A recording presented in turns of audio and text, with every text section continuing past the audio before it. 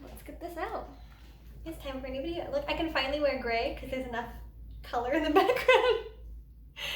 I've been really afraid to wear gray because it's been like gray. I was afraid it was gonna be gray on gray, and now I've got dark chair, nice picture that I just put up today, so yay! So when I was thinking of new ideas for my next video about what I wanted to talk about, I was going through various events and various people that were important in music history, and it wasn't until I remembered one composer in particular that I suddenly decided this is what my next video should be. So today we're going to talk about the man, the myth, the murderer, but more on that in a second, Carlo Gesualdo. Now Gesualdo is probably not a name that a ton of people have heard of. He is a bigger composer, I guess, but he's not a huge, big name composer. Not compared to people like Bach or Beethoven or Mozart or Brahms or Schubert or any of those. And that may be in part due to the type of music that he would write and the era that he composed in. It's not one that a ton of people talk about as much. So he was a choral composer mostly, and he wrote during the Renaissance period, which Renaissance choral music is still classical music. It's not one that gets talked about in comparison to romantic music or classical music or orchestral music. Those tend to be more well-known, tend to be more well-talked about. So I wanted to shine a light on this man and his lovely and interesting life, and really lovely and interesting composing style too. So start from the beginning. Who was Gesualdo? What do we know about him? Well, he's a prince, actually. He was born in 1566 in the town, city, I don't know what size it was back then, in the city of Venosa, Italy. So Gesualdo was actually a nobleman. His father was actually the Prince of Venosa, which is a very uncommon thing. Most composers that we know about throughout all of history are just common people who probably had a little bit of background in music. Gesualdo was very different though. Gesualdo was trained in music somehow and came from a much more noble background, so he really didn't need to pursue music, unlike many other composers of his time and later on who pursued music as sort of like a job and to make money.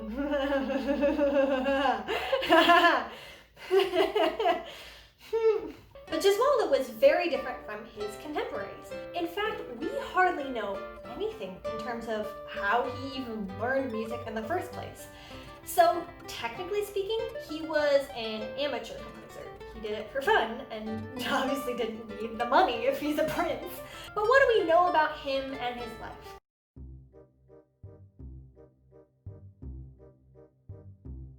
Older brother's name was Luigi. Yeah! Luigi! The What? dog! Get the dog off the table! The dog's always on the table. What do you want?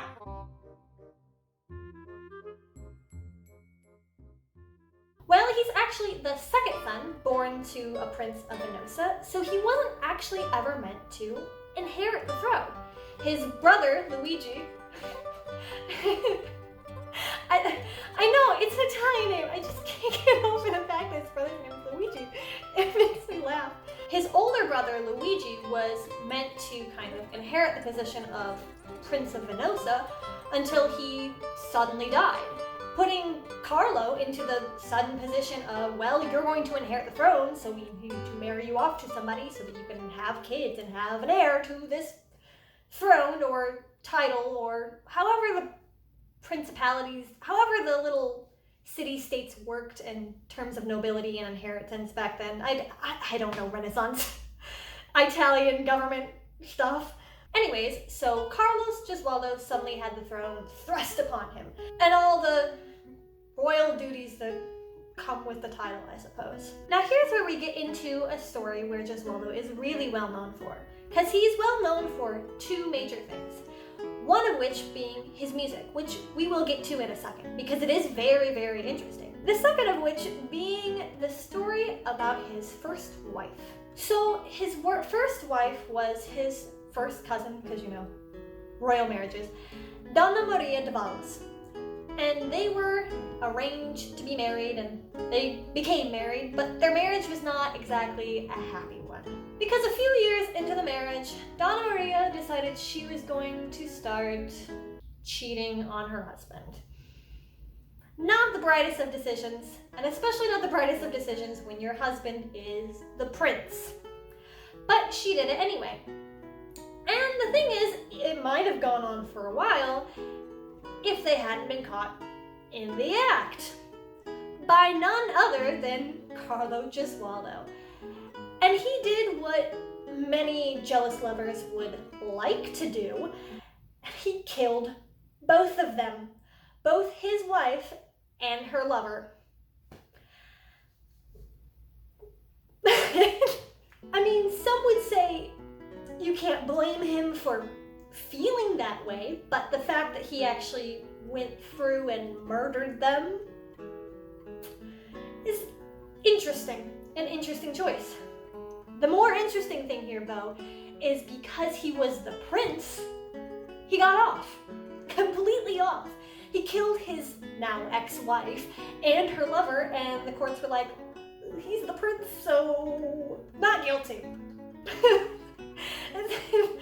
Okay. And the interesting thing is, it turns out that Gesualdo really had bad luck with love in general, because he later on got married to another woman, and that marriage did not go so well either. In fact, they filed for divorce in Italy in the Renaissance era, so not exactly good terms there. His second wife claimed that he was beating her and mistreating her, but I couldn't find any evidence as to whether or not it was true or not. So, needless to say, Carlo Gesualdo's life was full of ups and downs. So Gesualdo's personal life is obviously very, very interesting, but what about his music? Because obviously if he's a composer, we don't just know him for, oh, this is the composer that killed his wife. I mean, we do in part, but that's not the reason why we study him, right? We study him for his music. So what does his music sound like? Well, his music is super, super interesting. It's way ahead of its time. So you gotta remember, he's composing this in the 16th century, the 1500s, and his music is relatively simple enough, but the color of the sound of his music that he's writing is more something like what you'd be familiar with in 20th century music. So what do I mean by this? Well, first let's break down what Renaissance music sounds like, specifically choral Renaissance music. So you gotta remember that Renaissance music comes from medieval music, which you should watch my video on hardcore music and kind of breaking down, analyzing the key characteristics of medieval music to get a start on that. But Renaissance music is where we really start to dive into a lot of polyphony. And this is especially true in the choral music of the time.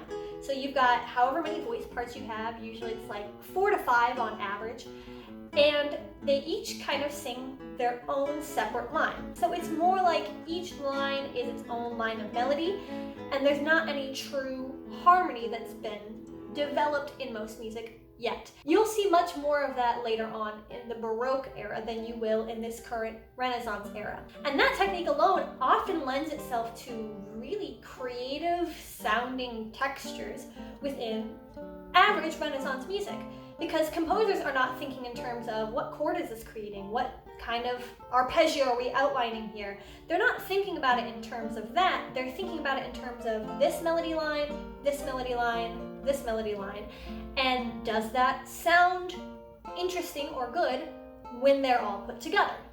However, Gesualdo's music sounds very different from the rest of his contemporaries in its kind of harmonic language. So although most composers are not writing with harmony in mind, they're writing more with melody in mind, there is still elements of harmony obviously being written and created. And Gesualdo's music is so unique because he uses a lot more chromaticism in the melody lines and kind of sudden harmonic shifts within the voices. So overall, just kind of looking at the music, you'll kind of see that the texture isn't anything crazy. So like the voices singing with each other, there's not a lot of, oh, this person here, this person here, this person here, this person here. Like the texture of it is nothing too crazy. And there's a lot more imitation, which kind of simplifies things down a bit. But when you listen to it, you'll actually hear the melodic lines sort of moving up in chromatic steps. So one half step, one half step, one half step. And you'll hear a lot of sudden chord changes from something that you would not expect at all. Again, if you compare his music to a lot of stuff that his contemporaries were writing, they're so different. And a lot of times you wouldn't guess that it came from the 1500s. Let me play you a little bit of an example to show you what I'm talking about. Okay, so voiceover Lexi here. I kind of just figured the easiest way to show what I was talking about was to put it on screen and to do a little voiceover along with it, because I had done a version where I like recorded myself just like watching it in real time, and it was weird and awkward, and plus I figured I'd just put the music on the screen for you guys anyway, so you can kind of see it. So I'm just going to play the recording for you guys. It's a really crappy MIDI version of the song, so keep your expectations low is basically what I'm saying, because it's often really hard to get really good recordings of these kinds of songs, especially Renaissance songs that I can legally use. So let's go ahead and just listen to it here first.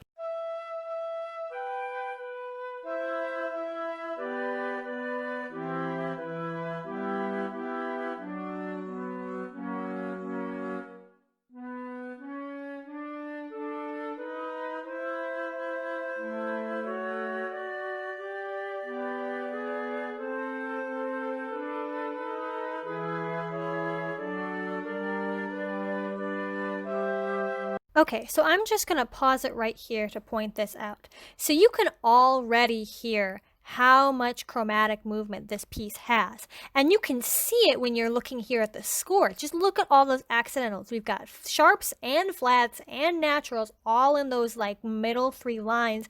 And as more are coming in there, you see that on the bass line there too. So nobody else is doing this. Nobody else is writing like this. This is not what Renaissance music sounds like. And in fact, if you've been listening to most of the video, I've been playing kind of Renaissance music underneath. It's just guitar Renaissance music, but it was originally from vocal music, and none of that sounds like this. This is so much different than all its other contemporaries, and we'll see that as this keeps going forward.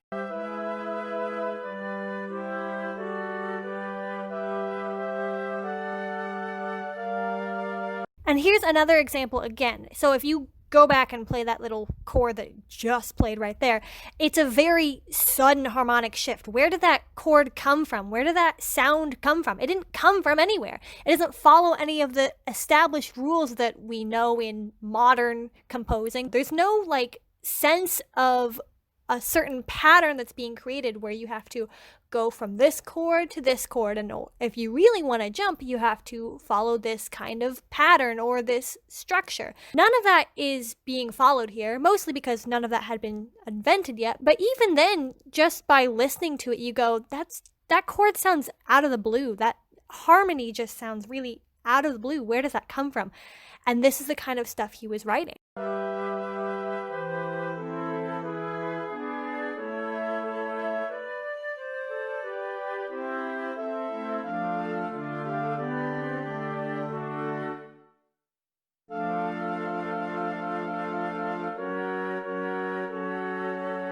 So this right here. So this is like the quintessential example of what I've been talking about his composing style. This is not something you'd expect out of Renaissance music. This is something you'd expect out of somebody like Poulenc, or like from Stravinsky, or maybe Britten, or Debussy, or name a lot of 20th century composers. You'd probably expect something more like this from one of them, not from somebody who lived in the 1500s and was composing for fun because they were a prince. This right here is really what sets him apart from many, many, many other composers of his time period. So I'm going to stop right here because we don't need to go through the whole entire thing and analyze it. Just these three examples are really good at just showing what his music sounded like. And I would encourage you to listen to the entire piece, and please listen to it in choral, not this weird MIDI flute music kind of example. So yeah, that's the stuff that was going on. That mostly right there is why we listen to Gesualdo, why we study and talk about Gesualdo, because he was literally hundreds of years ahead of his time. You're not going to hear this kind of stuff until quite literally the 20th century. Most people were not writing these kind of sudden shifts and these interesting, intricate chromaticisms and melodic lines until about 400 years later or so. But then again, at the same time, we might not have discovered and known about his music had it also not been for his crazy, insane love life. So interestingly enough, the two kind of go hand in hand, you know? We probably wouldn't have looked at him too much if it hadn't been for his crazy life, but we also probably wouldn't have looked at his crazy life if he didn't have interesting music. But either way, he's certainly an interesting character to talk about. So yeah, so with that, if you like this video and you would like to see more of them, subscribe to the channel. I'm trying to put out videos more regularly. I would ideally like to put out once a week, but I know right now it's a little bit difficult for me to do that consistently, so I'm doing my best. I'm working on it. I'm getting there. Hopefully. Fingers crossed. All right. Yeah. I'll see you next time. Bye.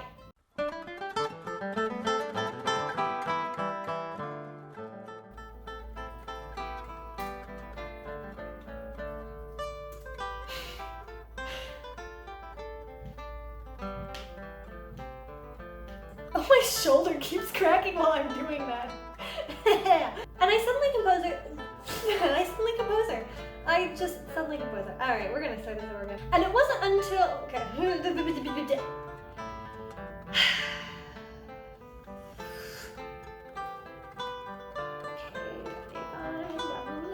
On my computer.